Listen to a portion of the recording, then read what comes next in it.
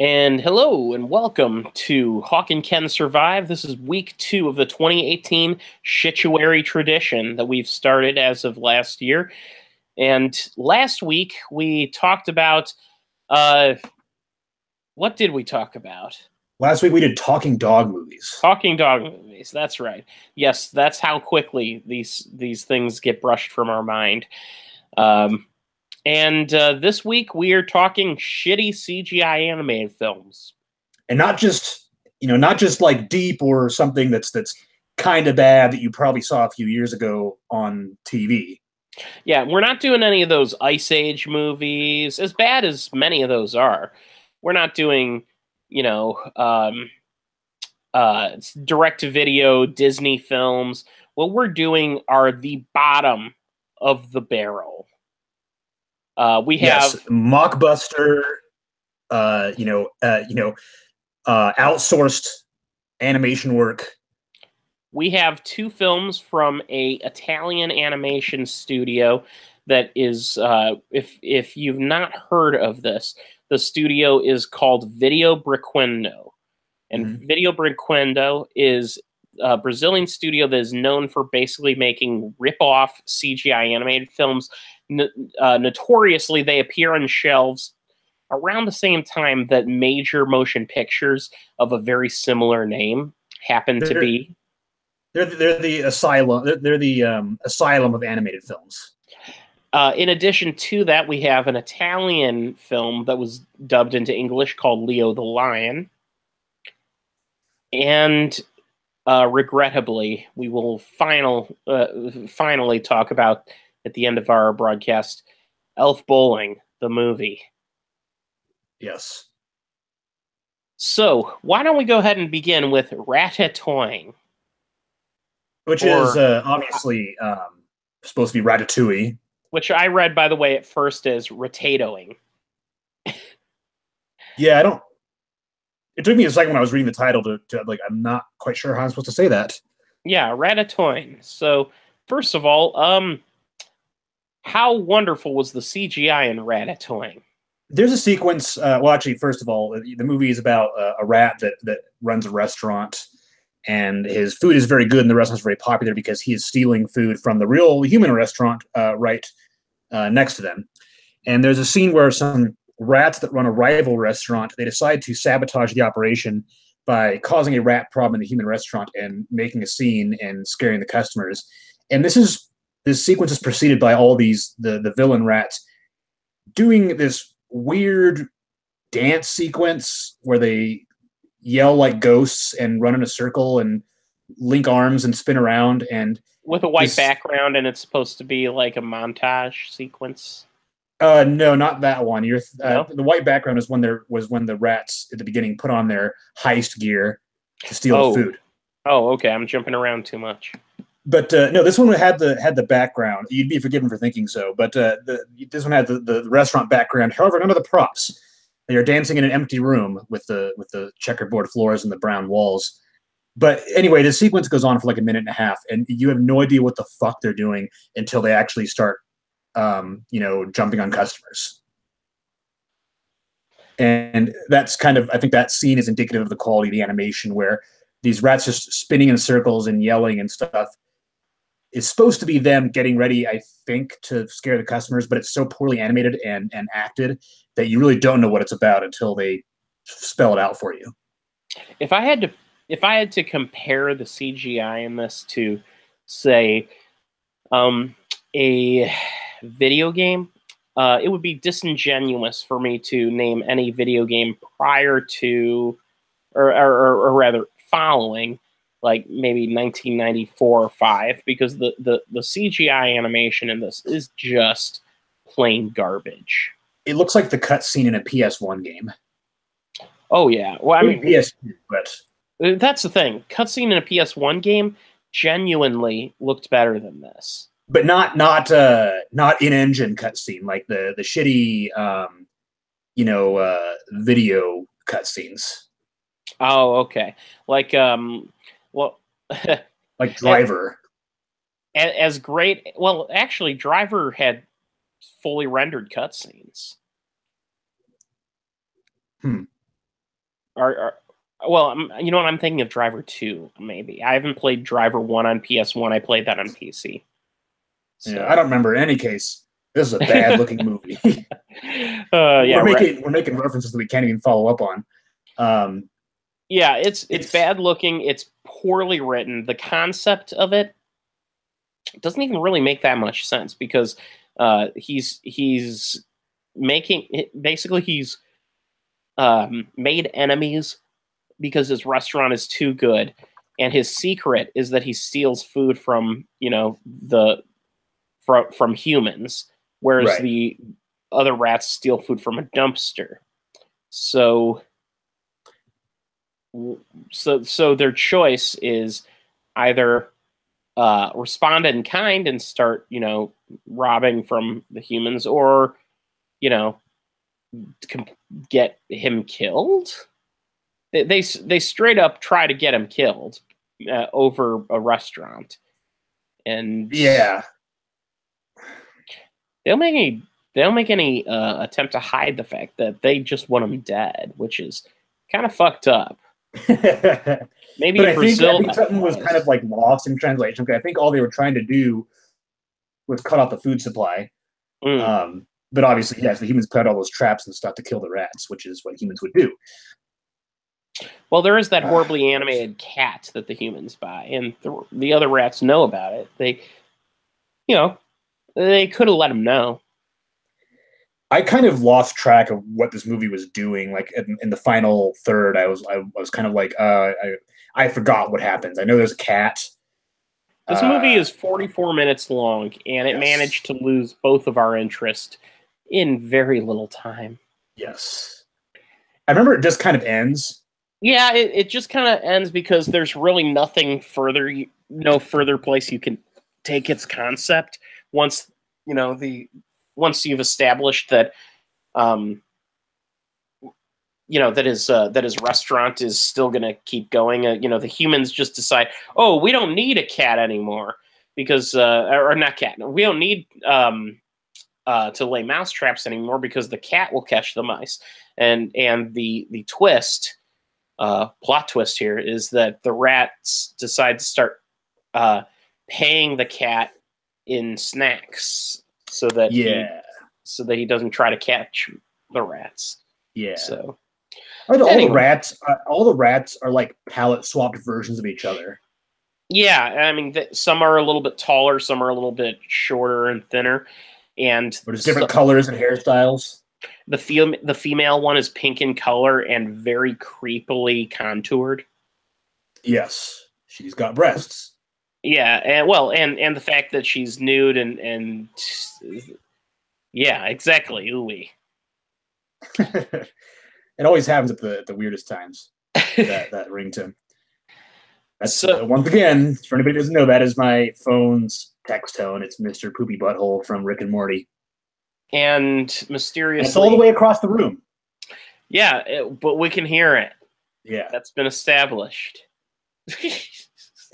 The voice acting I thought was really awful as well. Oh yeah, well, first of all, I mean, it's dubbed, so they have to try to make it match up with the voices, which they don't try to at all. And the voice work, it's clear that they didn't actually hire actors so much as they hired friends and family.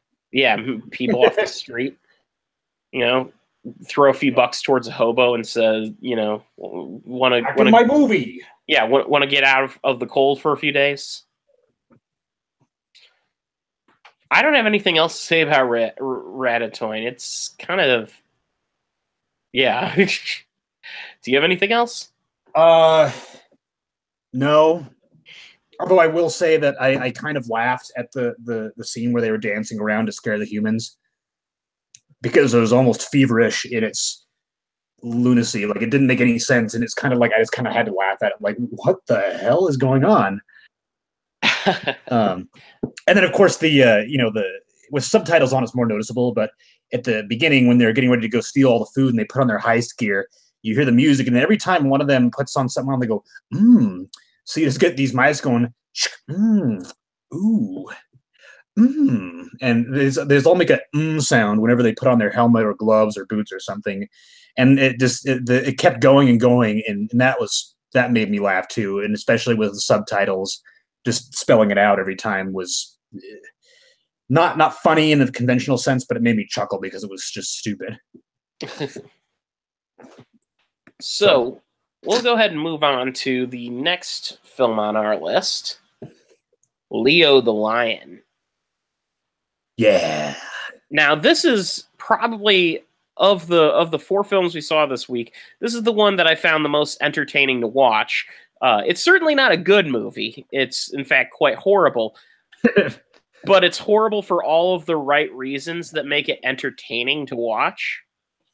Yes. And I think this is the only film out of all of them where I think the creators of the movie had a better story to tell, but didn't have the means to do so. Yeah, to an extent. Yeah. Well, okay. Here's what they didn't have. We'll start with that. What the creators of this film didn't have was people to write songs for them. Yeah. They didn't have people to play instruments for them. Nope. They didn't have quality animation budget. They didn't have voice actors who were capable of doing a more than adequate job. They didn't have their script was kind of, they had a script for about a 40-minute movie and they stretched it to about 75 minutes. Yes. So that's what they didn't have. It's Leo the Lion is about a lion who's a vegetarian, and the movie isn't quite sure whether it wants everybody to know about it or whether it's a secret, because it kind of changes that part of him a couple of times. Leo is best friends and is looked after by a creature who goes by the name Uncle Lope, which I think is one of the most savagely bad puns I've ever heard in my entire life. Yeah, because so much so that I almost appreciate it. Yeah, because get it? He's not an antelope. He's an Uncle Lope. Yeah, he's an uncle antelope. It's a bad pun, but it's the best kind of bad pun. And I appreciate that pun because it is so inventively horrible. So Leo's mom dies. That was a hilarious scene because she tries to catch a zebra or something, but she overshoots it and falls off a cliff and into a river. And she's going to go over the waterfall and she's dead. But no, she goes over the waterfall and smacks violently against several rocks for plunging into the water and just disappearing into the depths. Yeah, that didn't exactly end well, did it? Yeah, no, that was very grim for a children's and animated film on Netflix. I actually knew about Leo the Lion a while before we watched it because I hadn't seen the movie, but I had seen the villain song. The big white elephant guy has his evil song about being how much of a dick he is, basically, and it ends with a direct ripoff of "Be Prepared" in Lion King, with him standing on a giant rock and a bunch of elephants marching like Nazis below him. With the difference being he doesn't really have any Nazi elephant cronies. It's just him that everybody else hates, and he's big enough he can push everybody around. And it is worth noting quite highly here that this movie attempts to do the Lion King at just about every turn. Yes. Because the white elephant, this girl elephant, her kids get lost, right? And the white elephant's like, "Hey, if I find your kids, can we fuck?" And she's like, "Yeah, I guess so." And so he wants to be king of the jungle. So he goes to, Leo finds the kids first and is going to befriend them and help them get across the jungle back to mom. But the big bad guy elephant wants to get them first and take them back so he can be the king and marry the girl elephant. And what else happens? So basically, the when Leo's mother, I guess, dies at the beginning of the movie or whatever, or is Leo's taken mother? away. Yeah, Leo's mother tells him he needs to find the heart of the jungle to keep him safe. Yeah, that's right. And then she dies. And he, along the way, when he's meeting these elephants, he's determined to find the heart of the jungle. So he takes everyone with him, and they find the heart of the jungle, which consists of a hallucinogenic iguana who shows them that the heart of the jungle is essentially a trippy place where you hallucinate shit. And she's also a black female stereotype. Oh yeah, well, this isn't the first film we're gonna. This may be the first film we're gonna watch the black stereotype, but it's certainly not gonna be the last. She sings like shit. What's her name? In Joyful Noise and Taxi. Fuck, what's her name? I'll look it up. Queen Latifah. Yeah, she sings like Queen Latifah. Yeah, I could see that. The little bit of a Queen Latifah ripoff character. Yeah, that was a really weird scene. And then Uncle Lope dies, and then he's not dead anymore. Oh yeah, that was probably the funniest scene in the whole movie because the funniest scene in the entire fucking movie because they make this big to do. They have this amazingly depressing death scene, complete with a swelling musical score. While Leo sobs, and there's flashbacks to like the last 20 minutes of the movie where Uncle Lope did all these quirky things, and you it's not like you're reminiscing because you just fucking saw that, and then he gets brought back to life, and that's it. Yeah, like 2 minutes later, he's brought back to life. Not even 2 minutes later. The moment the music stops swelling, the crazy hallucinogenic iguana lady comes up and is like, "Hey, oh wait, what is this? Oh, you're alive now." He's like, "Yeah, you're not done yet. Come back." And he's like, "Wow, that was weird." Yeah, that's. I would watch that scene again because that is one of the classics of bad movies that I've seen in a long time. Is that death scene? But who can forget? In my opinion, what is this film's greatest highlight? Is the amazing finale that has absolutely nothing to do with the entire rest of the film. The music video for "I'm a Vegetarian." Yes. In which Leo the Lion is accompanied by two inexplicably Rastafarian monkeys who yeah. don't sing like Rastafarians. They just have the Bob Marley beanie and some dreads. Oh yeah, if you see nothing else from Leo the Lion, you owe it to yourself to pull up "I'm a Vegetarian" on YouTube and force yourself to sit through it. The movie does have something of a cult following among the bad movie circuit. I was kind of looking around on there, and this video is widely touted as the thing that you should watch to get a taste of what you're in for if you watch Leo the Lion. Yeah, it's actually not a bad taste simply because it has nothing to do with the rest of the movie, other than Leo mentions that he's a vegetarian, which, by the way, him being a vegetarian does not play into this story at all. No, it's just like he's like a closet vegetarian, and at one point, that was kind of like the thing that kind of changed, that saved the movie. Like towards the end, the bad guy is tries to talk to the mom, and they all meet at the same place. He's like, "Oh, this lion is going to eat your kid," and she's like, "Leo, how could you?" Because she's going to believe this guy who's a total dick to everybody over the guy that was entrusted to save her kids and was her friend. And he's like, "No, and I'm not ashamed to say it anymore. I'm a vegetarian, so I wouldn't be eating your kids because I wouldn't do that because I'm a vegetarian." And also, I'm telling the world. I'm genuinely worried about Leo because he looks like he hasn't had a sandwich in months. You can see his ribs are animated. You can see the ribs in his chest. He is gaunt. Yeah, and that's really not a.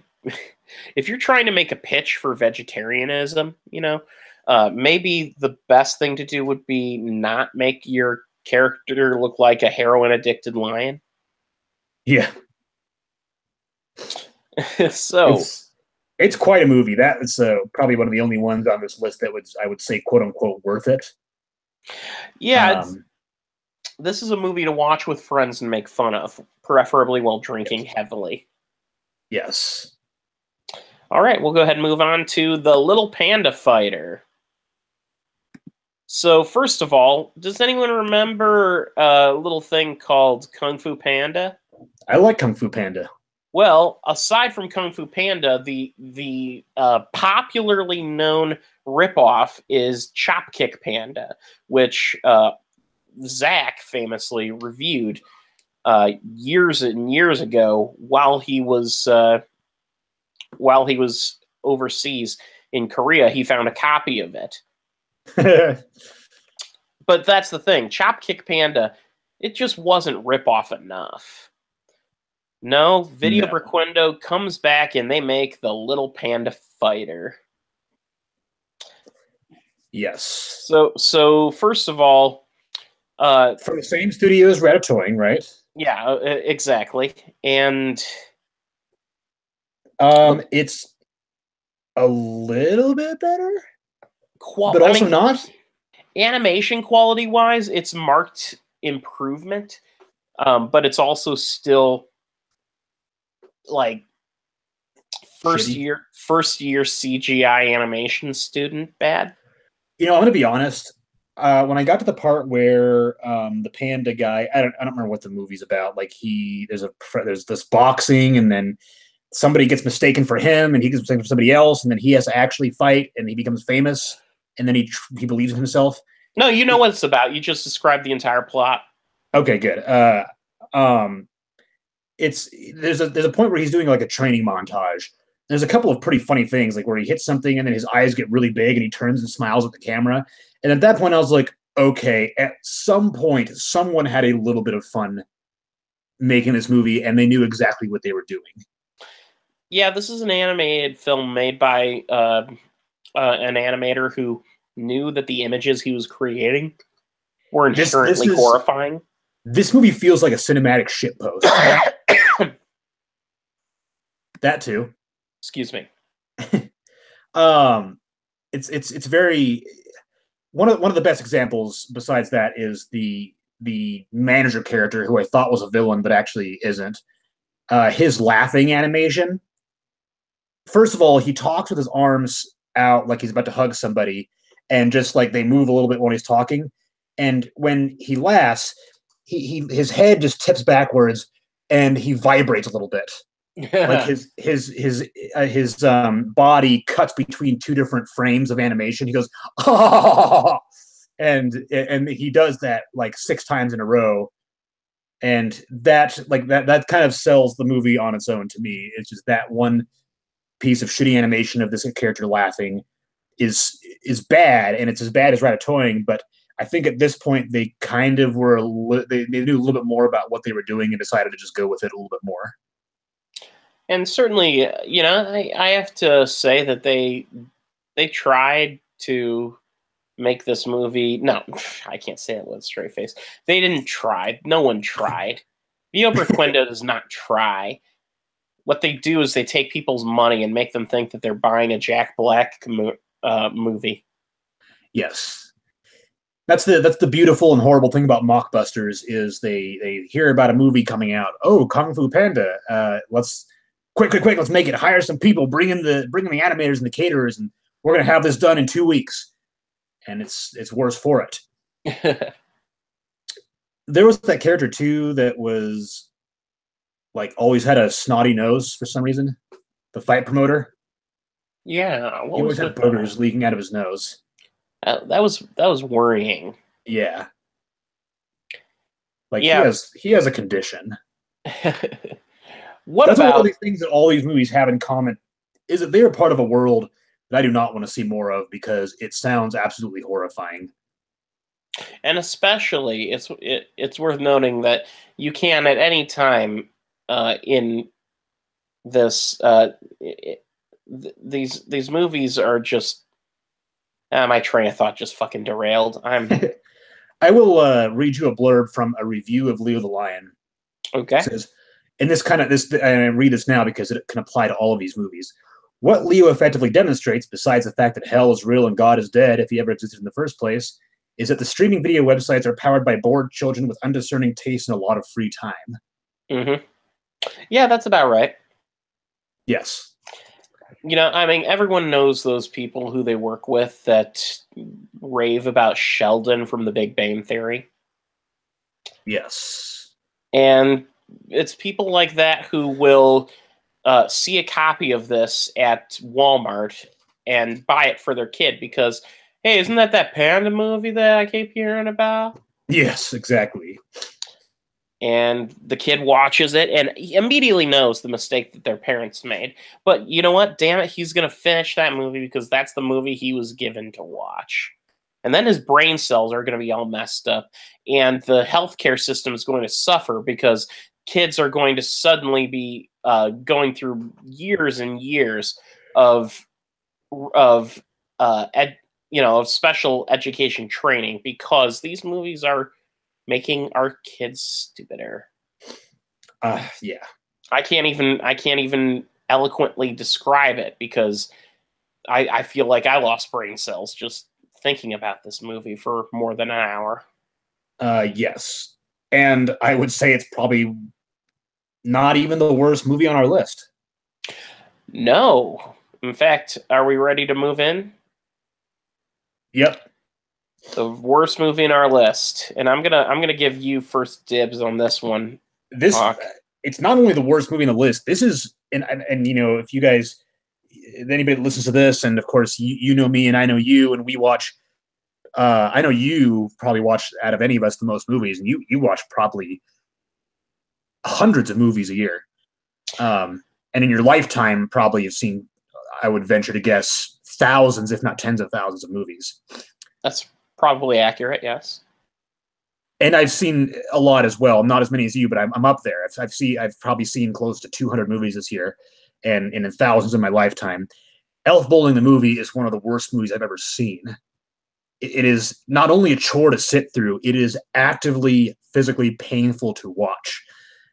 Elf Bowling the movie begins with pirates sorting through toys, and then the leader of the pirates, who has a white beard, decides to ship the toys off to the orphans, and that kind of suggests that Santa Claus is a fucking pirate for absolutely no reason.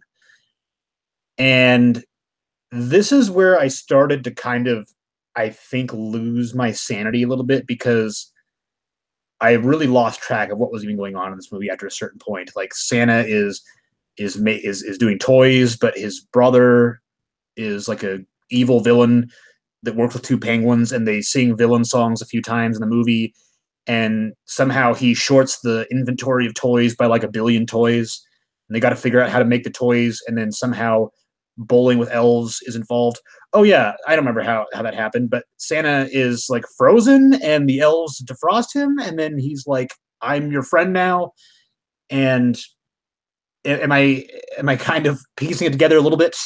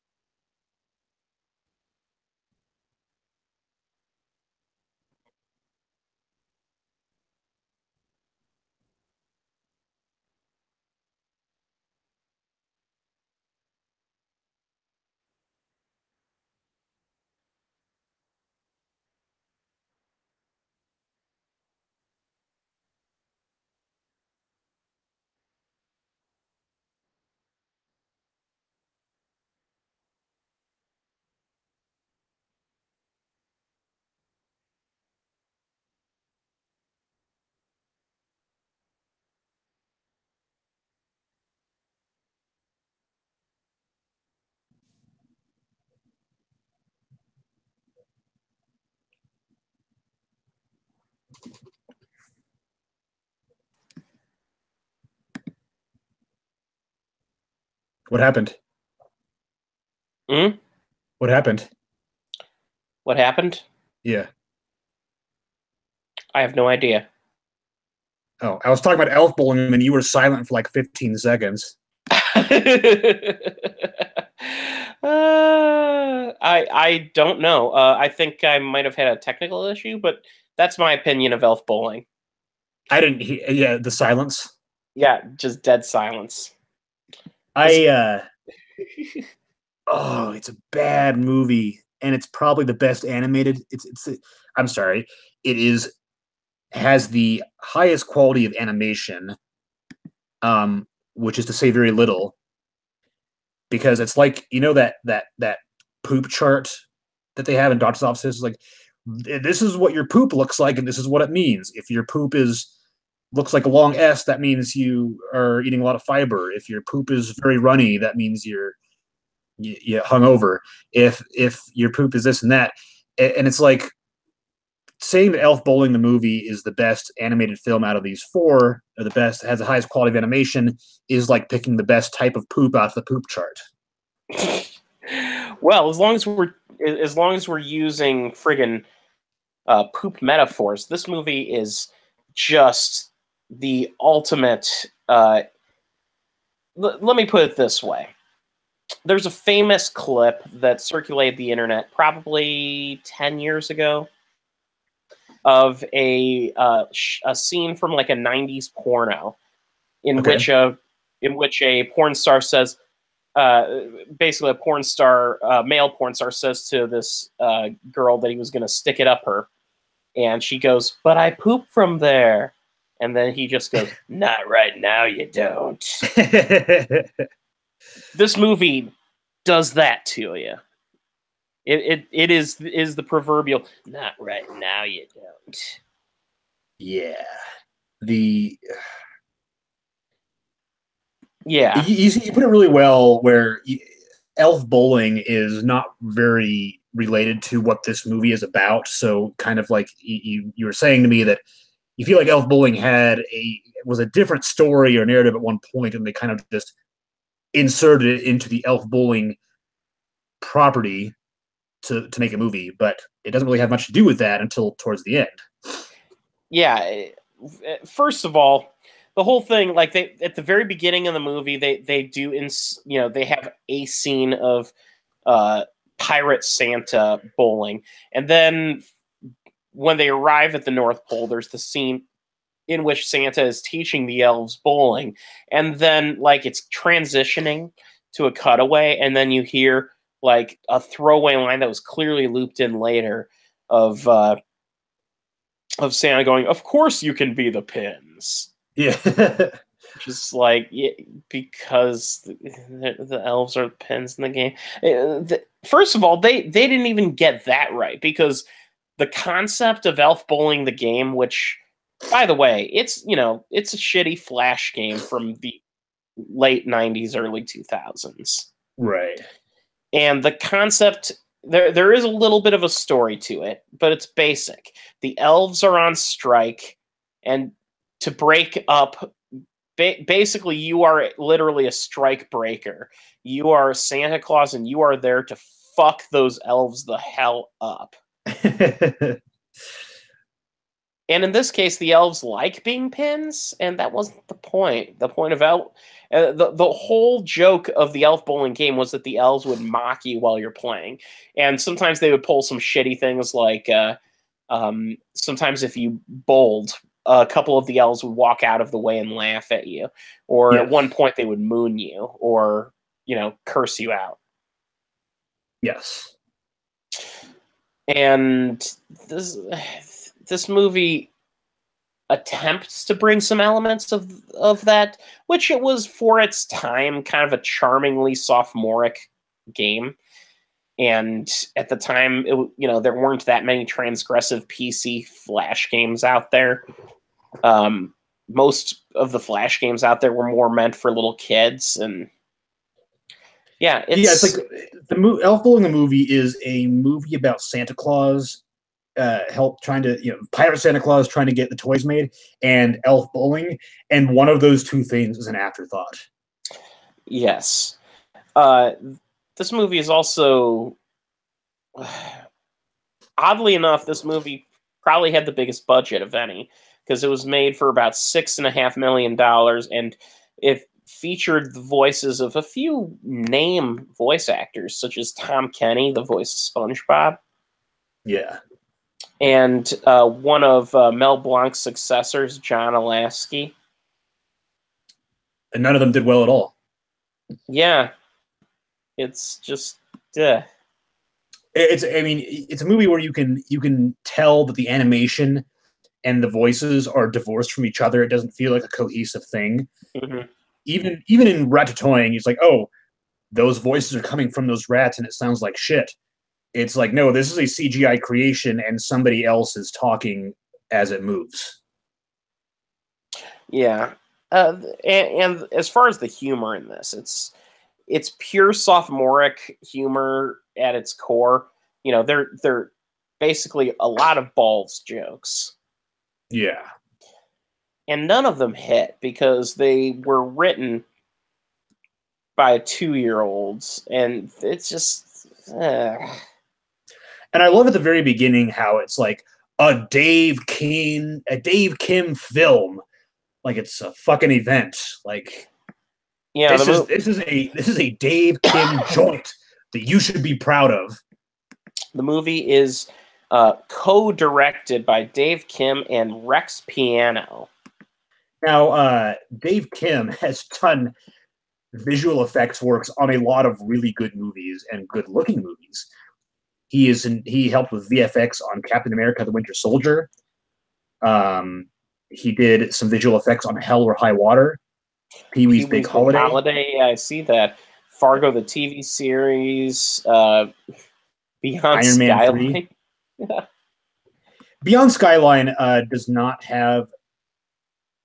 Again, I've talked at length about Beyond Skyline. The effects are pretty good, but more than actually looking really crisp like they would in Captain America: The Winter Soldier, they know what they are, and they do what they're supposed to do very well. So clearly this is a guy who is good at what he does, and when he does what he's good at. But directing a movie is not one of them, sadly.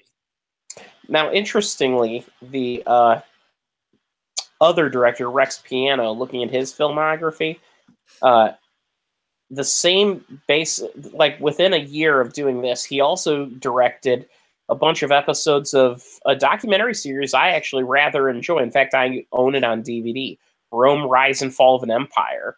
That was a good one. Yeah, I have it on DVD. What was great about it, it was a mixture of documentary and reenactment.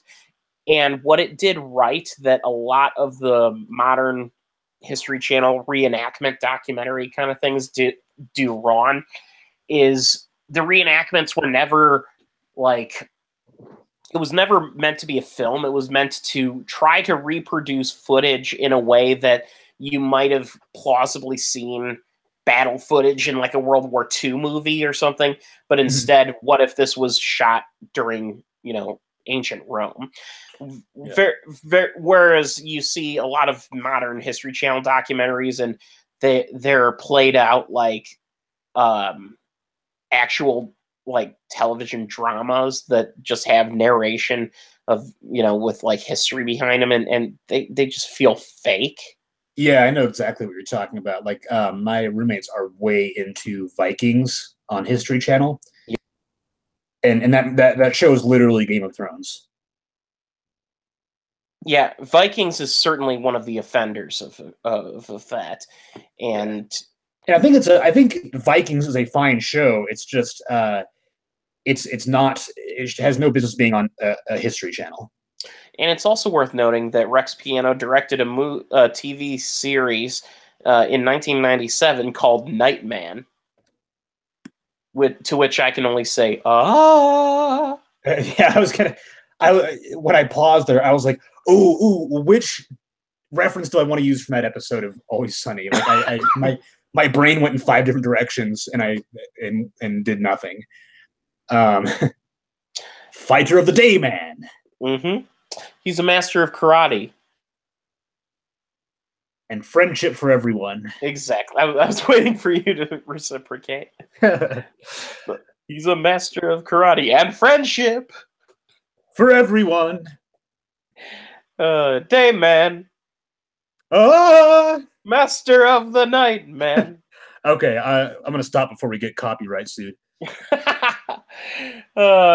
Be honest, singing the Dayman Nightman song is way more interesting than I can say about Elf Bowling the movie. Which, by the way, what I find fascinating is it was advertised as just Elf Bowling the movie, but then upon re-release they changed it to Elf Bowling: The Great North Pole Elf Strike. Yes, that is word salad. That is a stroke right there. Yeah, this movie is a hot fucking mess. The animation's shitty. The writing is just bottom of the barrel.